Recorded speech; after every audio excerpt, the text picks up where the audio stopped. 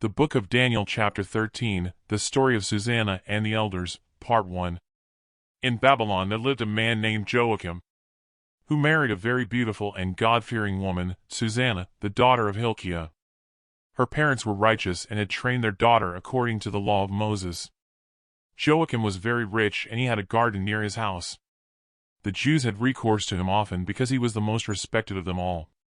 That year, 2 elders of the people were appointed judges, of whom the Lord said, "Lawlessness has come out of Babylon," that is, from the elders who were to govern the people as judges.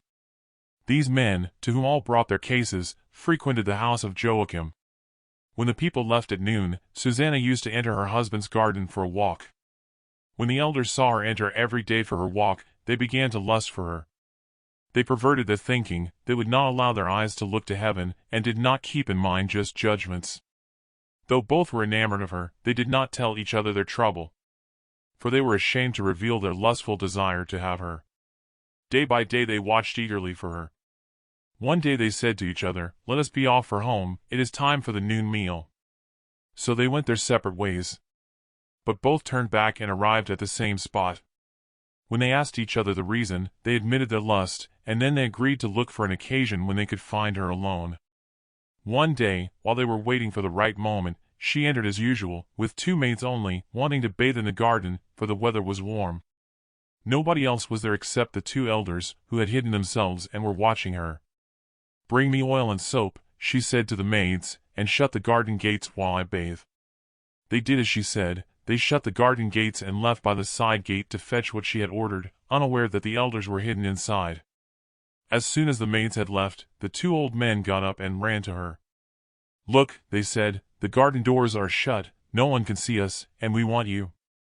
So give in to our desire, and lie with us. If you refuse, we will testify against you that a young man was here with you, and that is why you sent your maids away."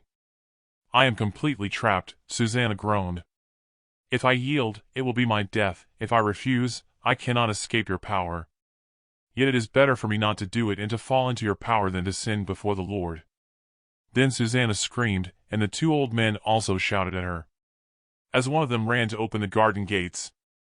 When the people in the house heard the cries from the garden, they rushed in by the side gate to see what had happened to her. At the accusations of the old men, the servants felt very much ashamed, for never had any such thing been said about Susanna. When the people came to her husband Joachim the next day, the 2 wicked old men also came, full of lawless intent to put Susanna to death. Before the people they ordered, "Send for Susanna, the daughter of Hilkiah, the wife of Joachim." When she was sent for, she came with her parents, children, and all her relatives. Susanna, very delicate and beautiful, was veiled, but those transgressors of the law ordered that she be exposed so as to sate themselves with her beauty. All her companions and the onlookers were weeping. In the midst of the people the 2 old men rose up and laid their hands on her head. As she wept she looked up to heaven, for she trusted in the Lord wholeheartedly. The old men said, "As we were walking in the garden alone, this woman entered with 2 servant girls, shut the garden gates and sent the servant girls away. A young man, who was hidden there, came and lay with her. When we, in a corner of the garden, saw this lawlessness, we ran toward them.